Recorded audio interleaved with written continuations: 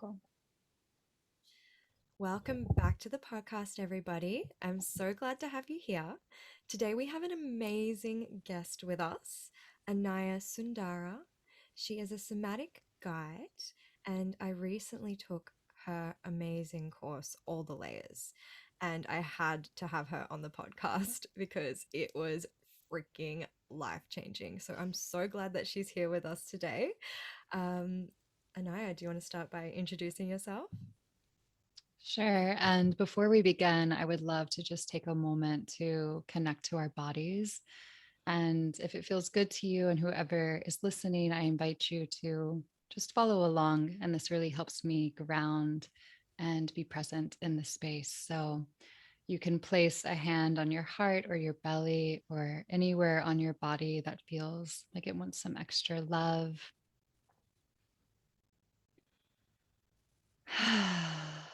And just taking a moment to notice what's going on inside.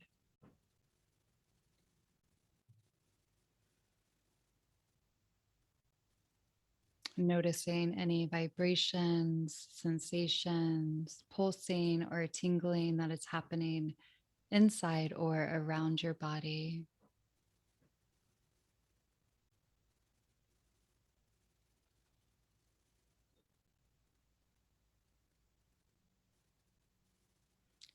And right now, I can feel my heart beating a little faster, and there's some tightness in the back of my spine and a little like tickle sensation in my throat. And I'm feeling really grateful and honored and deeply excited to be here. Hmm.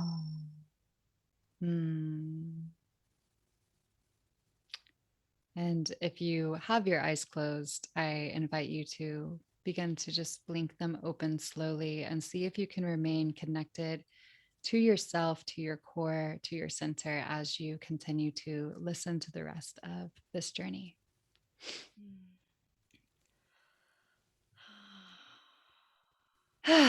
So, my name is Anaya Sundara, and I am a somatic mentor and guide, and I do one on one mentoring as well as group containers, which is where I really feel like all the magic lies. I have what I would call a gift in creating a coherent and attuned container where people get to really have the felt sense experience of what attunement and safety and connection feels like. And so my foundational course is called All the Layers, and that's where Emelita and I met. And it's all about embodied relating and nervous system regulation, which is really just to me the core of what we need to know and understand as humans, which so many of us did not learn in our childhood or in school. And so I really see this as like an embodied relating school to support us to have more ease and intimacy and depth in our connections. Wow, I have tingles all over my arms listening to that. Thank you so much for that gift already. I feel like, poof, Mhm. so amazing. So, Mm. before we get into your work, would you like to start by telling us a little bit more about your journey and how you got started with this work? Of course. So I feel like it's been a really long journey to get to where I'm at now. And growing up, I was a highly, highly sensitive child, unknowingly neurodivergent, and really wasn't supported in the household that I grew up in. Wasn't aware of my sensitivities, wasn't aware of my like what I needed. And it created a lot of trauma. There was a lot of profound misattunement and repetitive, like chronic neglect in many ways. And that doesn't mean that there wasn't so much love and care. They can both exist, which I think is like oftentimes confusing because people think there's either just really big trauma or the childhood was really good. And in my experience, and with what I see so much in our generation, it's just you can have both, both can be there. And so yeah, have had complex PTSD and also disorganized attachment, which has just been a really challenging journey to understand. And a lot of it was filled with just so much pain and grief and depression and anxiety, and not really understanding how to navigate the challenges of life, and a constant state of overwhelm and panic, and just really really struggled in relationships and so many different avenues of my life, that I feel like my soul just was like guided me so deeply into what I'm doing now. And that's because it was such a challenge for me. And so, and I still need this work so deeply. And it's such a gift now to have gone on such a deep journey to be where I'm at now, which in the last, I don't even know how many years, like probably since 2013, there's been a deeper and deeper journey into embodiment, into my body, into understanding attachment and the nervous system. And the last year and a half, I've been doing consistent weekly somatic mentoring with just someone I deeply admire and love so much. And that's really allowed me to step into this work more fully. Prior to doing this, I was doing like womb healing work, which at that time of my life was so important. And I really was passionate around it. And underneath that, I always wanted to do like authentic relating. And I always wanted to understand relationships. And I always wanted to do what I'm doing now. So I feel like the womb work allowed me to really drop into my power, to really reconnect to that feminine anchor of my womb space and open up to my real purpose, which is what I'm doing now. So Wow, I love that so much. And one of the things that really struck me when you were speaking is um, saying that like everyone thinks that if trauma is just everything's bad, but really trauma and can you hear that? yes. Okay, I'm gonna just wait for them to just go away. It's the garbage truck. Uh, it would, I mean, if there's noises, I think it's okay. It's not that loud, is it? It's not that bad. Okay. Like I have a gate opening right now. Yeah. All Just right. flow with it. It's just very fucking annoying. There's no other way to put it. All right. Yeah. So thank you so much for sharing that, Anaya. One of the things that really struck me as you were speaking and really made me kind of start to get emotional was when you said that everyone thinks that if there was trauma that everything was just all bad, but trauma and love can really coexist at the same time, and that has definitely been my experience as well. um, and just another thing that came up was just how easy it is for misattunement to happen, so for children to be misunderstood and therefore trauma to come up. It's very Mhm. common because nobody Mhm. teaches you how to connect in this way, which is why your work has just been such an absolute game changer for me. Mm. It's teaching me and everyone else what we should have known from the very start, which Mhm. is just amazing. So I know it's already gotten a bit deep in terms of like these terms, but I know that there's going to be people that are listening that are absolutely new to these terms like embodied relating, somatic work, nervous system work, attachment theory, etc. So before we go even deeper, I'd really love to simplify. So maybe you could give an overview of the nervous system, trauma, just for people who are new to these concepts. Definitely. So I will share with embodied relating, like what I mean by that is like there's ways to actually really be in your body when you are in connection with others. There's things that our bodies implicitly, which means just unconsciously and automatically do.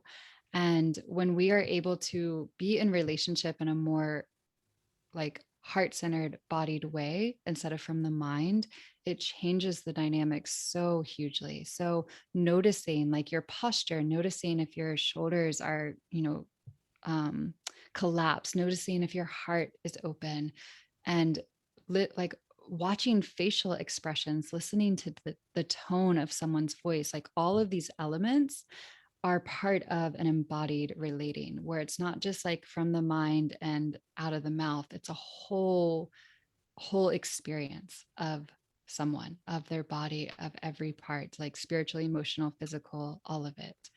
And so there's different ways to like begin to learn somatic tools to drop into deeper embodied relating.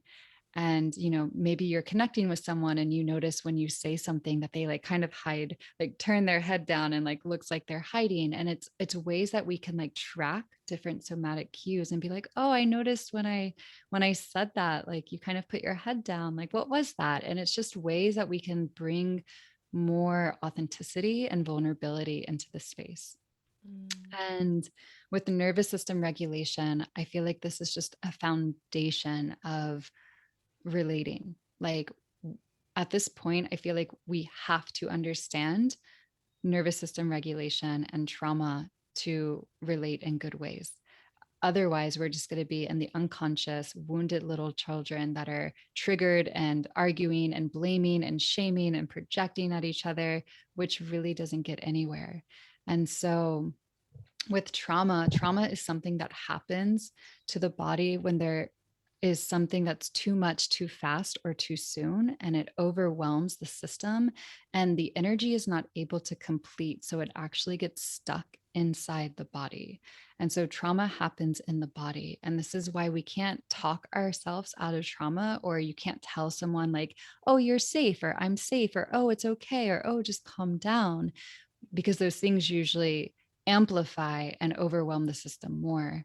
When someone is experiencing trauma, their prefrontal cortex, the front part of the brain, is offline, and we stay back in the brainstem, the primal part. And that is like there's not rational thinking there. Like you're not like, oh yes, I'm having an anxiety attack, right, I should just calm down. Like it's not rational. It's a past memory, a past traumatic experience, usually from childhood, from your time in the womb.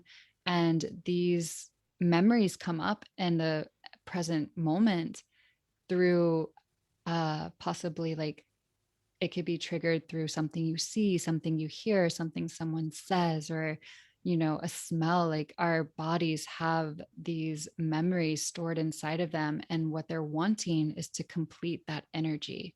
It wants to get back to a baseline of homeostasis. And so with doing nervous system regulation work, you begin to learn your window of tolerance, which is, I feel like, should be taught when we're so young, just to be like, this is how you know how to stay in your range, your functional range, and how to feel resourced. And our window of tolerance is consisted of like where we feel resourced, which is where we feel connected, safe, our digestion is good, we feel present, regulated, um, and safe in the world, safe with others. That's when we're inside our window of tolerance. And then there's growth edges, which we need to go into.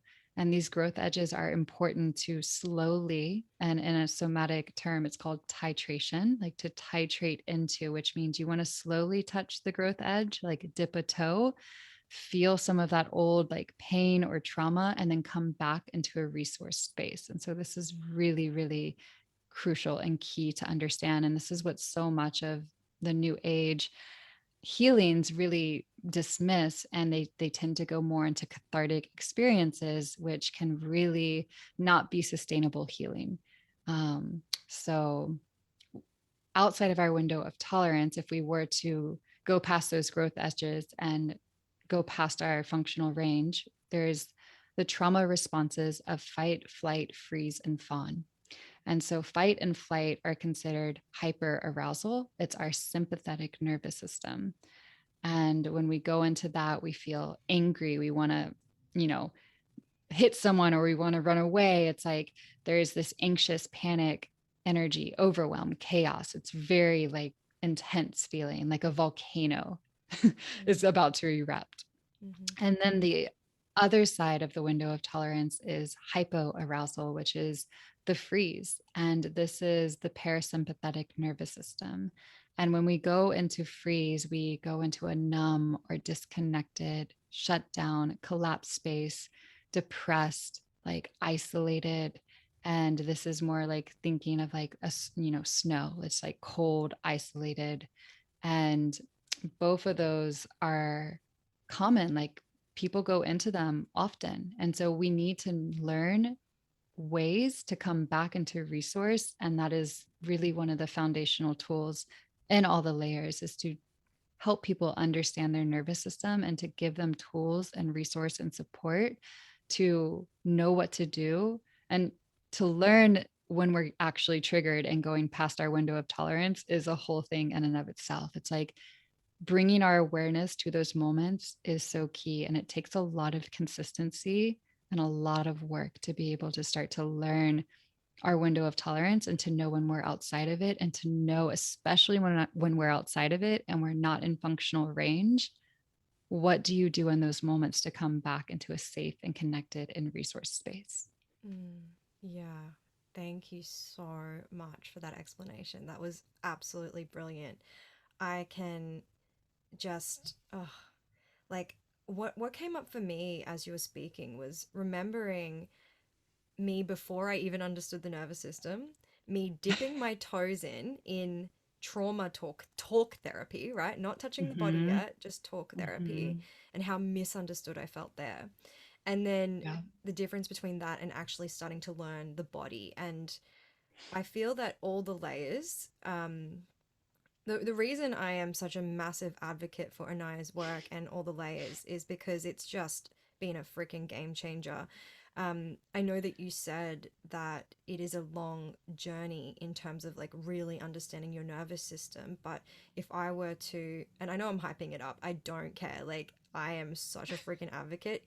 It has just been such a game changer in the sense that you give so many tools and so much information in terms of how to people can actually understand their nervous system specifically and Mm-hmm. understand and start to figure out where their window of tolerance is so that they know when they I didn't even know what my Mm-hmm. freeze response was until I started Mm-hmm. working with you and all the layers and just the starting point of the nervous system work and actually being able to track yourself, that's Yeah. really a major part of all the layers. So um I just cannot recommend it enough. But it's just so interesting how so many people have trauma. Like, everybody has trauma to some degree, right? It's not just something that Mm-hmm. people with really screwed up childhoods have had. It's everybody in this world has some level of it.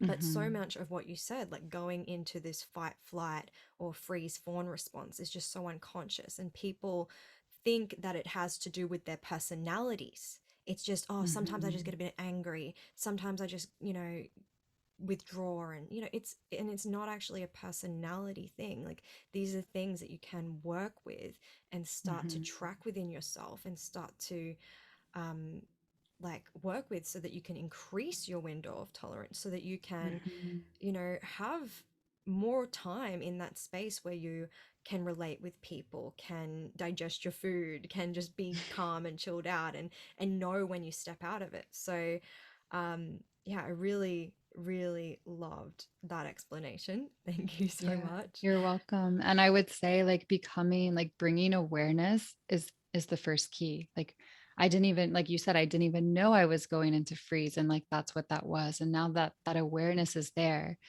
that awareness helps us become the operator of our nervous system, and all nervous systems can heal. And so when we do this work and we do learn how to expand our window of tolerance in a slow and titrated way, what that means is that you are building your nervous system capacity to be able to go into these really painful emotions and traumas that are really, really scary. Like they can be scary. And the reasons that we don't go into them is because like these things, like we have created so much protection and coping strategies because these things are really hard to be with. They can be overwhelming. And that's when we can go way past our window of tolerance when something triggers those memories. And so we want to become the operator of our nervous system to expand our window of tolerance, to have the capacity to actually be with these memories.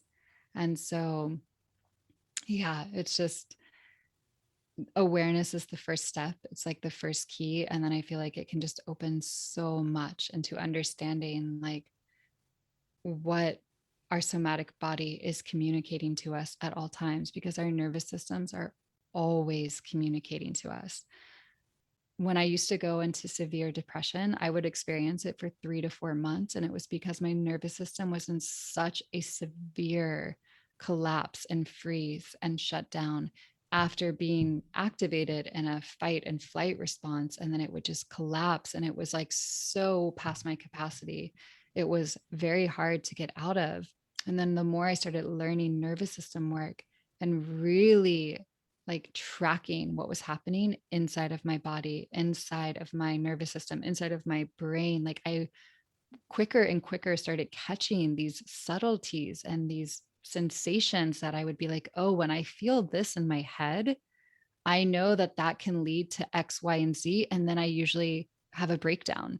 So I could begin to like catch it quicker by learning how to understand what was happening inside of my body and inside of my nervous system. And since I've learned that, now that I'm aware of those cues and those subtle nuances that are happening inside of my body that I can feel and be attuned to, I haven't had a like breakdown or severe depression since I started learning this. And I'm not saying that that may not happen. It's possible. Life is hard. You know, we're in wild, intense, crazy times right now. And I feel so much more resourced to know like if that does happen, I have so many tools now and support and a different understanding than how it used to happen in the past. Absolutely. Yeah. Yeah, I feel that 100%. Like, ever since I started with the nervous system work, specifically all the layers, before I used to really go into that fight response, like uncontrollable, just, and there was Mhm. so much shame around it as well because I didn't understand. Like, I didn't understand why I was like this, why I would get so angry. Mhm. But learning about the nervous system work and having the tools gives you that level of empowerment and almost like safety to know that there's always something Mhm. that you can fall back on and that you're not a Yeah. bad person, and there's Yeah. nothing wrong with you. And Mm, that's such an important piece to highlight and illuminate and just like really over and over again, just like there's no shame like in what we experience at one time in our lives. These strategies, these protective parts were so brilliant and so wise because when we were younger we really really needed them, and they kept us alive and like in an environment that we didn't have choice in. So our systems were so intelligent to figure out ways to cope with what we were experiencing in our childhood and our family dynamics. And now, as adults, those parts don't really support us so much. And it's important to understand that they were incredibly useful when we were younger. And now we have the capacity to look at them and create new neural pathways to have a different experience. And I just can't reiterate how important it is to not shame or blame these parts and just to really hold them with so much care and so much compassion and so much empathy and just love and warmth because that's what they need. So, mm, yeah, yeah. wow, that's amazing. I just love listening to you. um, I wanted to talk a bit about one of the, or a couple of the modules. Firstly, the embodied communication module in all the layers.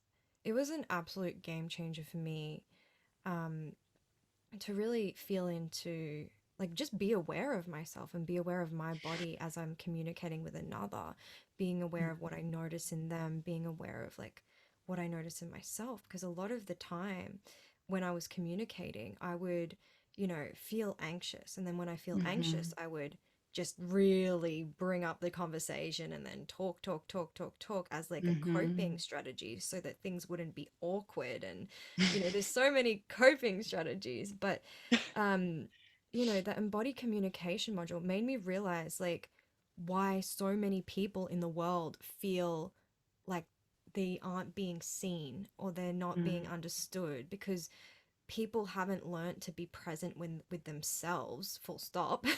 And people haven't learned how to be present with themselves when in communion with another, really. Mm-hmm. So, um, yeah, I don't know what else to say about that apart from it changed my freaking life. There's just so much there. Being present with myself, witnessing the truth of the moment that so many people just do not, that don't have the tools to access or don't Yeah. even know that it's something that they can access. Like what you said, like there's a difference between communicating directly from the mind or then Mm-hmm. communicating from the heart and your body as well. Like there's just so much there. There's Mm. so much. And I see so often so much of someone's experience just being denied or dismissed. And people aren't ready for it. So many people like it's can be intimidating to go deeper into our bodies because we have to feel what's there. And Mm. there's things that are there that are scary to feel. And so first it does start with ourselves. We have to, have the tools and support and capacity to be able to look at our wounds, our patterns, our shadow, and take self responsibility for those things. It's so crucial in order to really be in good relationship with others. And so the more that we can do that, the more embodiment that we can bring into our own experience and understanding and compassion to our own wounds and traumas, the more we can really show up with another in a space of like beauty, in a space of mutual support. And like I just find embodied communication to be such a gift because so many of us grew up in households where we didn't feel heard, we didn't feel listened to, and we felt misunderstood. And that's a deep trauma. Like that's a really, really deep trauma.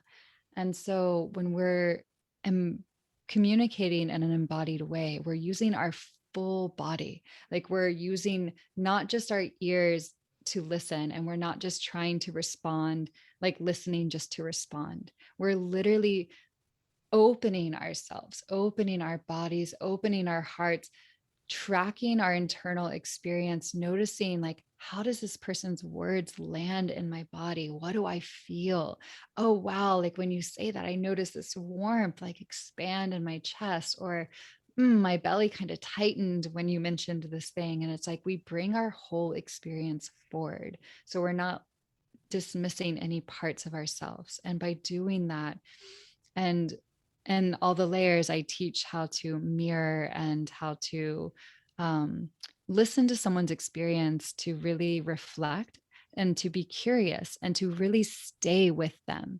So many conversations are like, hey, what's up? Not much. What are you doing? Not much. Da da da da da. Cool. And it's just like this fast kind of, surface level, Mm. pointless talk. And I know so many of us are like deep souls and feel deeply and want more. We want deeper intimacy. We want deeper connection. And when we're able to really stay with someone's experience, when they share something about their day that either is exciting or maybe was challenging, in that moment, if you can literally just say, like, wow, what was that like for you?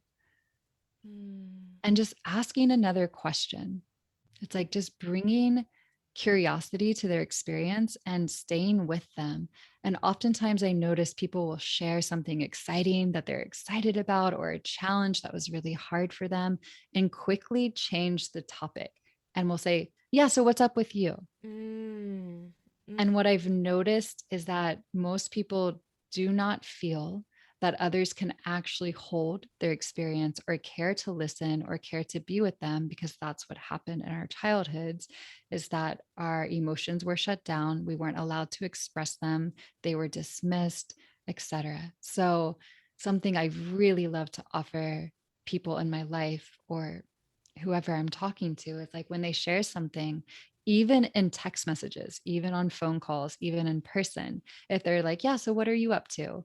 I will ignore that part of the question and I will stay with their share, and I will continue to just really reflect like, wow, that sounds like it was a really big deal. Like, how are you feeling? Like I will inquire more. I will open it more for them to really express themselves and really get to feel seen and cared for. And then once that's complete, then I will share my Mm, experience. But I love to offer that. And I feel like that's a really important piece with embodied relating, is learning how to be curious, learning how to really mirror someone so that they know that you hear them, and then staying with their experience instead of, even if they ask how you are right after, and then you share, and it's like there's no depth, there's no other layer that's happening. And this is where, all the layers, there's many reasons why it's called that, but there's always more layers that we can go into.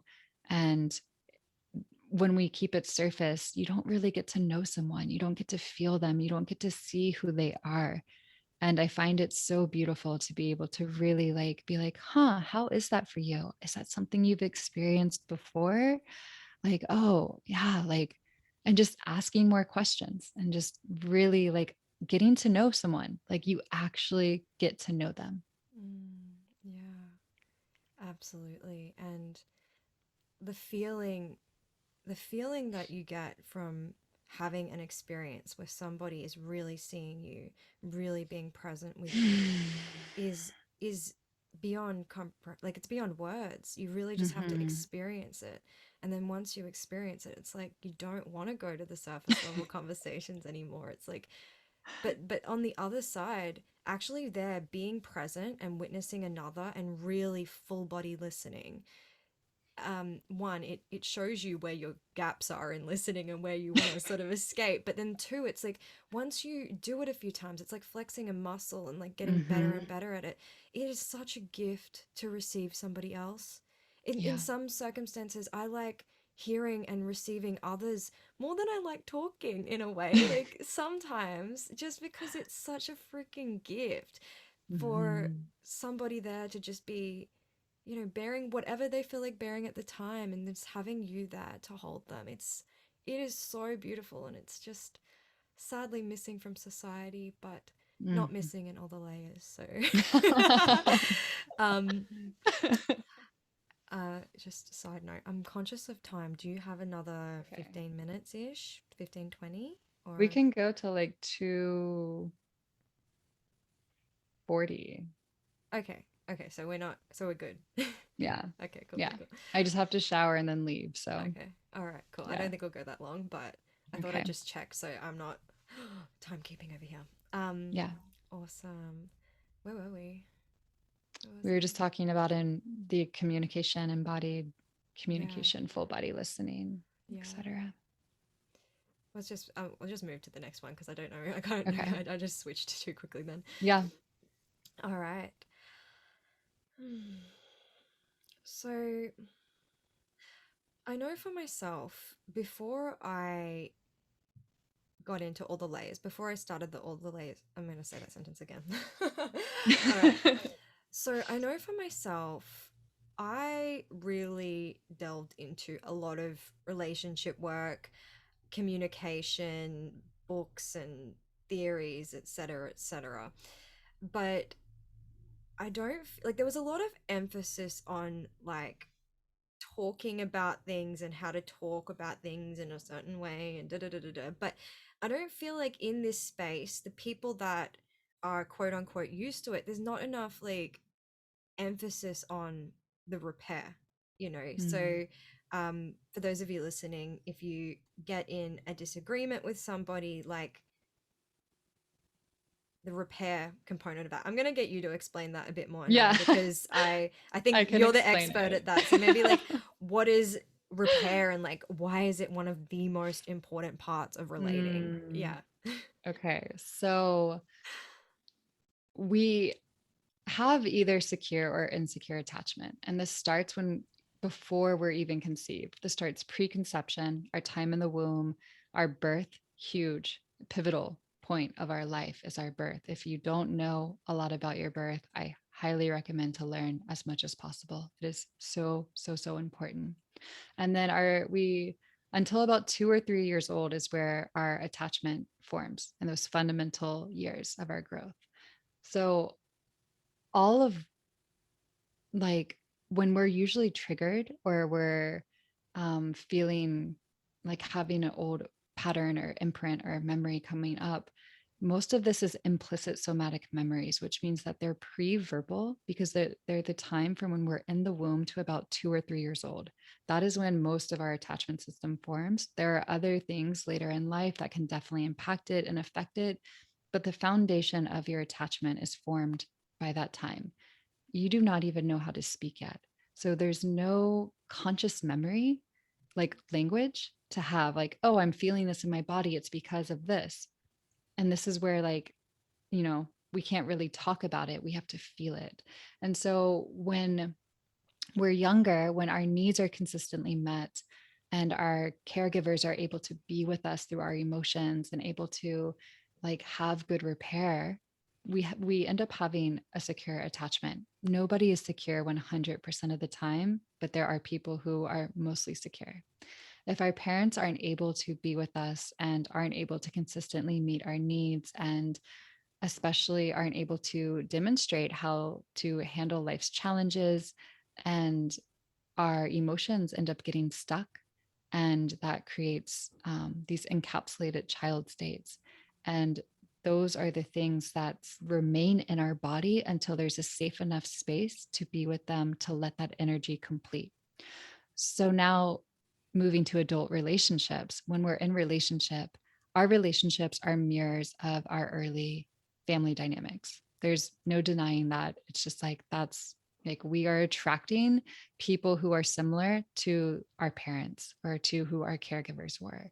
And so in relationship, it's very common to experience triggers and to have conflict and disagreement. Now, if you have an insecure attachment, it's going to be a lot harder to know how to have repair because you literally were not reflected, like accurately reflected or shown or felt how to do that. So when you're an infant and you're upset and you're really hungry and you're crying because you're hungry and your mother is ignoring you, that trauma is going to get stuck in your body of like, I'm hungry, I need something, and that's not being met. Or maybe she comes to you and she's like, oh, um, did you go to the bathroom? Or, like saying like not attuned to what you need.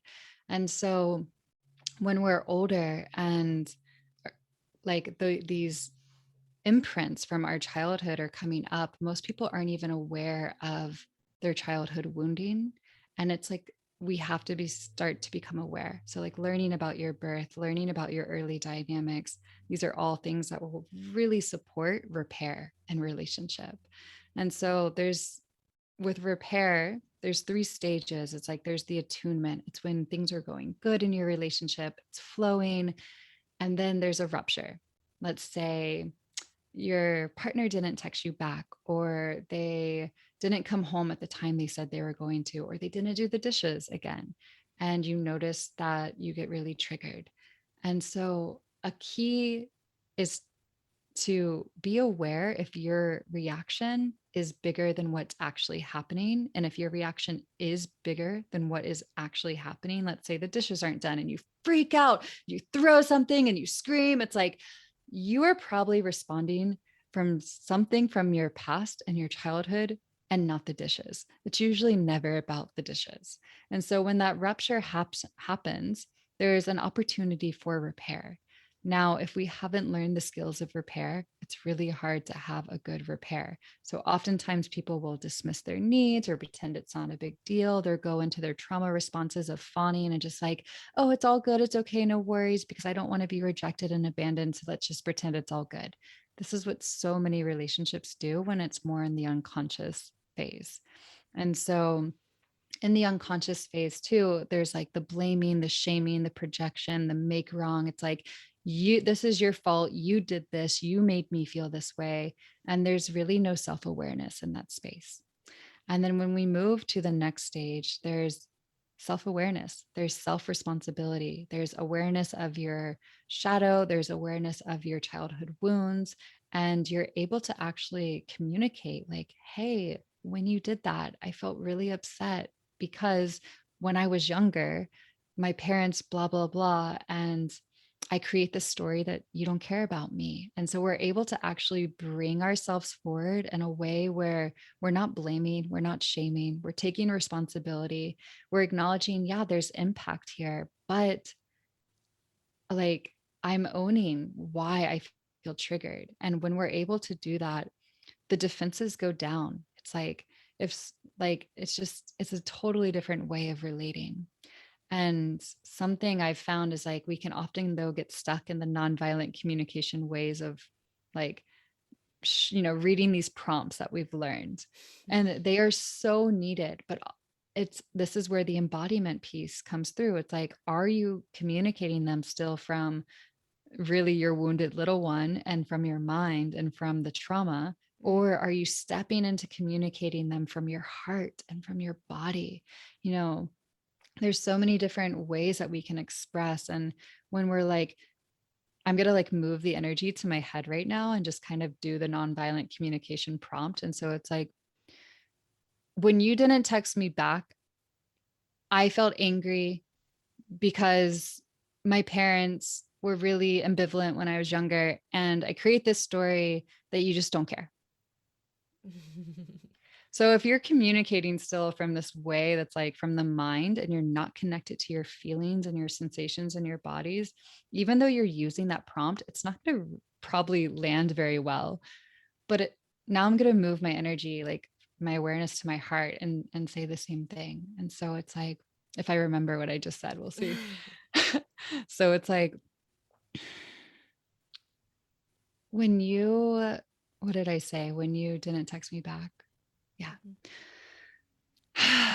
When you didn't text me back, I felt really hurt because when I was younger, my parents were really ambivalent, and I create this story that you don't care. And there's like this different tone and this different way. I know I didn't say them both the exact same because I couldn't remember, but there's a difference in the delivery and the tone and where you're moving from. Yeah, one feels more defensive and you can't really connect with it. It's like I have to defend myself from this now. And one is like I felt like when you connected to the heart, it's like my heart responded. My heart Yeah, wanted to make you feel so loved and so cared for. There's a very big difference. exactly. Mm. Yeah, like we can put on the mask of like putting this that script on, but if you're still communicating it from like the unconscious wounded trauma, it's like it's not going to really land. So I hear people be like, well, I'm doing the nonviolent communication and I'm doing that. And oftentimes I'm like, well, how are you doing it? Because it really matters. And so when we can move from the heart, we're way more, um, there's way more of a chance of actually being received, like Mm. actually having that person feel you and understand your experience. And so taking self responsibility, I cannot, like, it is so important. Self responsibility, having awareness um, of your, of your wounds, and just being able to understand why certain things trigger you, and to know to like pause in those moments and feel it before responding. Because oftentimes when we're triggered, and if we respond when we're triggered, we are responding from our unconscious wounded parts, Mm-hmm. which usually doesn't get anywhere. Mm-hmm. So, and then there's the third stage, which is the one I love, which is like creating art and making art from triggers, or creating art from conflict. And this is where you get to really be in this realm of aliveness and like play. And instead of getting triggered and yelling about the dishes, it's like, how can you make art from that? Like there's ways that we can just be like, I could go into this normal pattern where I get upset and then it creates more disconnect, which I think a little key or like secret is that oftentimes people unconsciously but purposely want disconnect because they're scared of deeper intimacy, and it's safer to keep distance. Mm, And it's more vulnerable to share, like, hey, I'm scared of intimacy. I'm scared to deepen. And so I'm going to create, these ways to continue to push you away so I don't have to actually face my fears. There's so mm, many intricacies to it, but with creating art, like there's just ways. Like I can give an example. As one time my friend texted me and he's like, hey, I need some space for a couple of days. That's all he said. And of course I felt like him and I are so solid in our connection. So my wise adult was aware, like, he's not abandoning me, he's taking care of himself.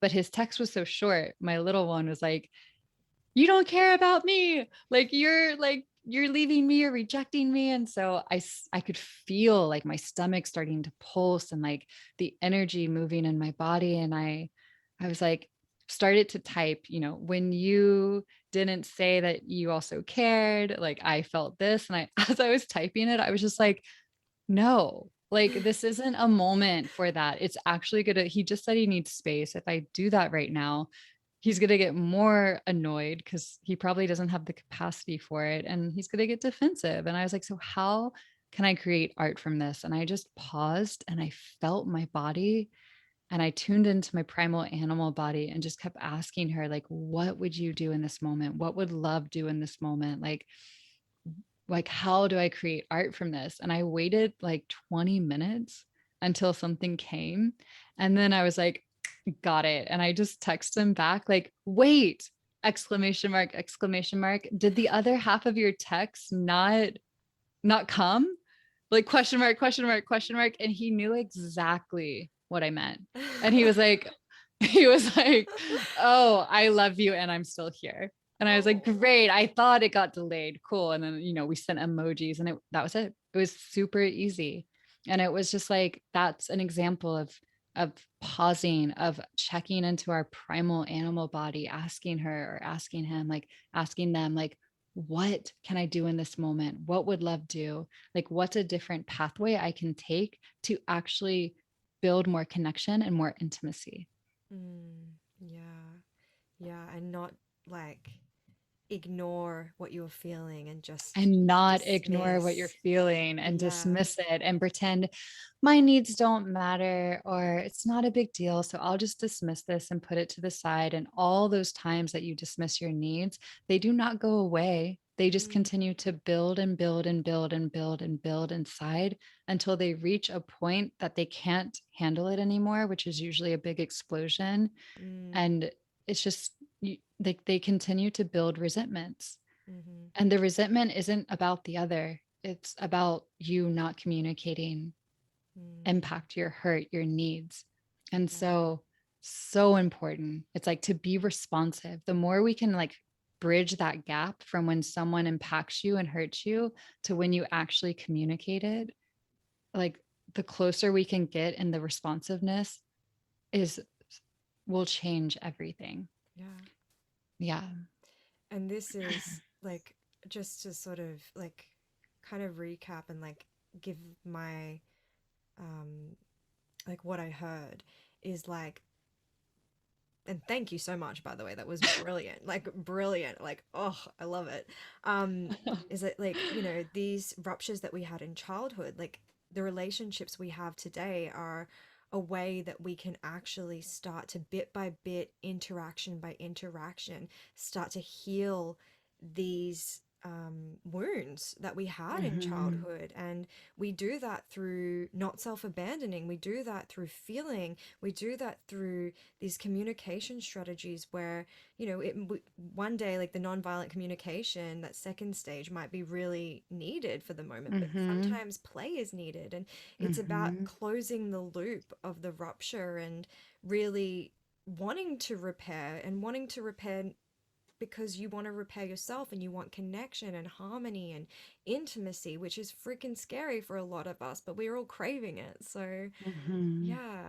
Yeah. I've found repair is such a beautiful way to create a foundation of more safety and more connection and intimacy.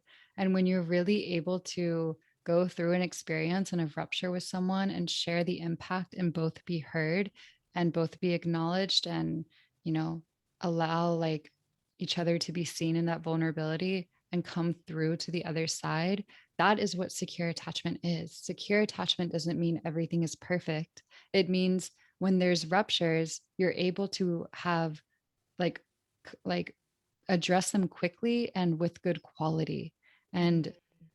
And oftentimes if we have anxious or avoidant or some type of insecure attachment, we either want to fix them right away, which then will repel someone that's avoidant, or avoidants tend to like want to just not deal with it and cut people off really easily. And it's like the more we can lean in to repair and explore how to do it and have corrective relational experiences with it, it's so healing and it's so beautiful. And then you start to learn like who can and can't meet you in that, because not everyone can and not everyone has the capacity.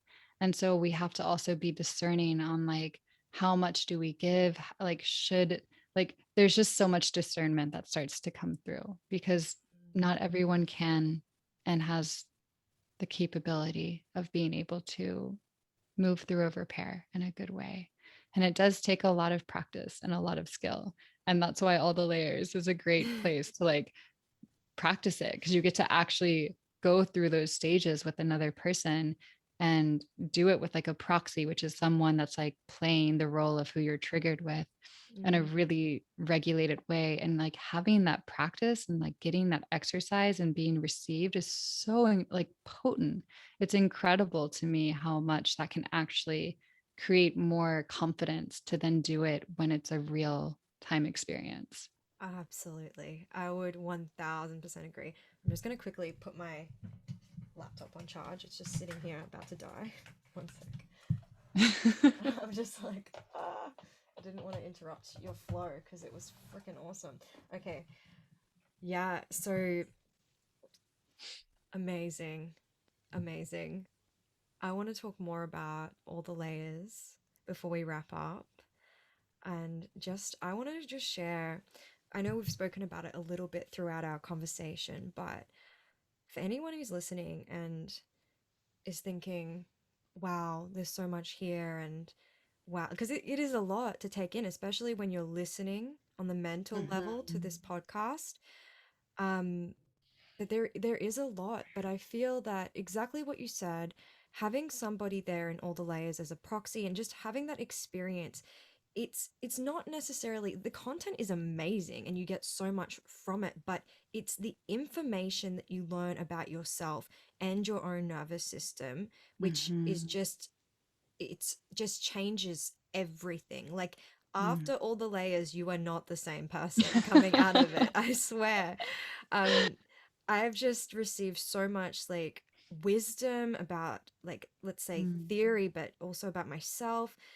And it's just something that you can build off forever. Like you can use those Mhm. tools forever, but you build from it, right? It's just a starting point to build from. And this Mhm. what I've gained from it, I've gained friendships. Like I do weekly check-ins with Lucy from All the Layers, and I just I love it. Like in I can't remember when I did it. I think it was July, and we're in September now. I'm pretty sure Mhm. that's when it was.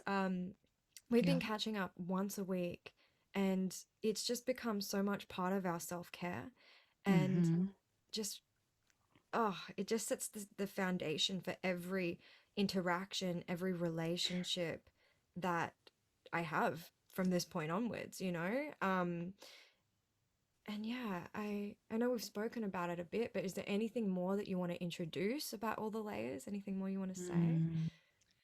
Yeah, there's always rounds going. So I don't know what time this podcast will come out, but we may be in a round or there may be another one coming up soon. So I just invite you to check my Instagram, which is at Anaya Sundara, and I'm sure we can tag that somewhere, Hmm. or my website, and to explore when you could be a part of it. And what I would just say is like, this container is so special. It's so unique. When people at the end are, completing it, they often say like, I've never felt so safe in a container. I've never like experienced a container like this before, facilitation like this before. And there's just like something that happens in the space that brings so much connection and trust and safety and community when there's a trauma informed, embodied, attuned, and regulated space.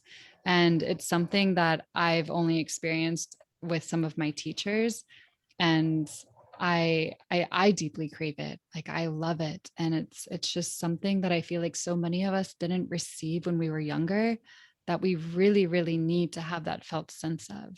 And so this container provides the opportunity to have that felt sense of what security feels like, of what safety feels like, of what attunement feels like. And we get to take that with us into our lives, which it's revolutionary. It changes so much in our experience. And I feel like really guides us into having deeper friendships, more connections, new friendships, people to do check-ins with, having layers of support. Like building our support system is everything. Like we really need to have solid support. And I know for me, that was and has been a struggle. I'm finally feeling like after years of wanting to cultivate layers of support, I finally have, more in place. And this is an opportunity to like learn, how do I have more support? How do I have deeper connections? And getting to practice and explore with other people who are committed and want to do this with you. So many people come into it with their, and they're like, my partner just doesn't want to do this, or like, I don't have any friends that want to do this. And they just express like how good it feels to be in a container with others who are willing, who are wanting to show up, wanting to be vulnerable, wanting to be authentic, and wanting to learn. And like they're just, yeah, they're my favorite containers. We just ended the last round yesterday, and they're always just like so bittersweet, and there's just so much love. And I definitely have visions to create a membership for people that have already gone through it, and just ways to continue to dive deeper, because it's really a special experience. And I honestly feel like everyone can benefit from it. Like Mm. truly. Like, and I feel like everyone can benefit from it. Everyone, every level of understanding, beginners welcome. Like it's a container for everybody. I wish we Yeah. could just put the world through all the layers right now. Like that would Yes. bring in the new paradigm, bring in the new earth, all the layers. Yeah. And So it's so true. We have like beginners, we have coaches, we have therapists. Like there's so many different people that are drawn to it. And so it really is for everyone, and it's open to all genders. It's, yeah. I love Yeah. it. So we've spoken about all the layers. I'm going to put your Instagram link in the show notes. But is there any other way that people can? So you said that people can work with you one on one. So, Yes. So I do one on one somatic mentoring, and this is really focused on primarily like attachment and inner child healing work, and supporting clients to understand their nervous system better, their window of tolerance.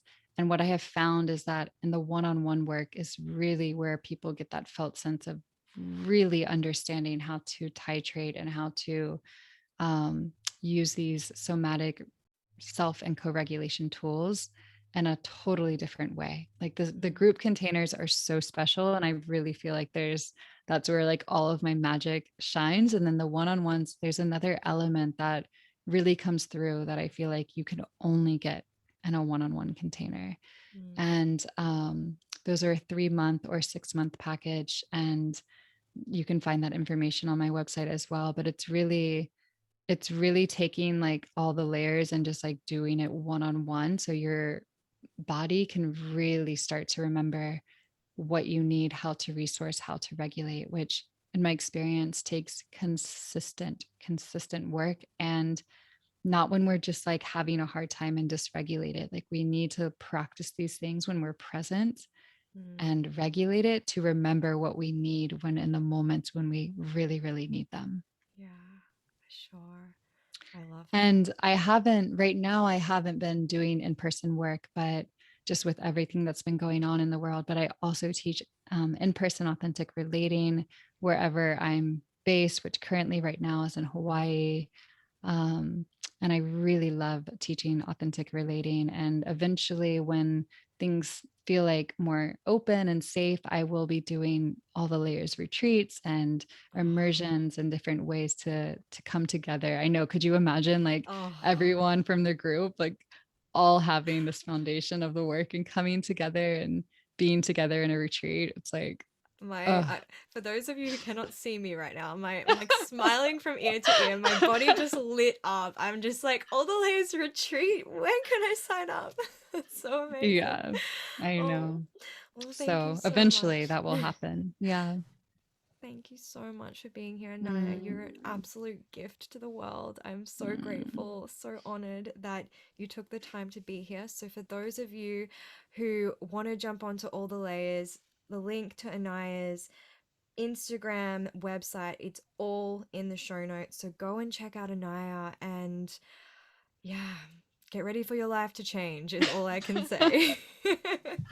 Oh, thank you so much, Emelita. It's been such a pleasure. And this is a perfect example of like creating friendships through the container because we've Mm, connected and we've continued to keep that web of connection alive. And I really appreciate you bringing me on your podcast and just your deep like devotion and love for all the layers.